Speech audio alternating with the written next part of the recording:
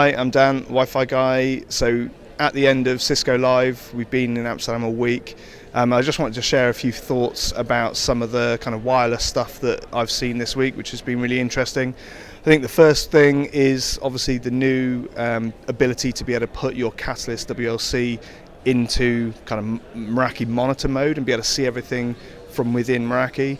I think that's that's going to be awesome for a lot of our customers that like to have their on-prem kind of set up and their hardware, but it gives now the ability to have that kind of pane of glass where they can go in from anywhere and see what's going on the network, get all of the really rich kind of analytics and stuff that you get from Meraki and the easy to use kind of platform that you have from Meraki, without also having to go out and set up your own DNA center, Catalyst center, have that expense and all that kind of stuff. It's all included in the DNA licenses that everyone's already got anyway. So it's almost like, why wouldn't you put that stuff into Meraki and just give yourself that visibility of what's going on? So I think that's really exciting.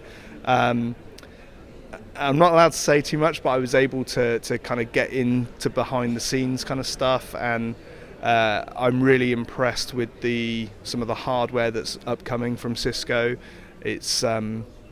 It's silenced a lot of the kind of things I was worried about with the next generation of devices that were coming. I was able to see a few things that made me pleasantly surprised. So I think the future's bright for what we've got coming up from Cisco.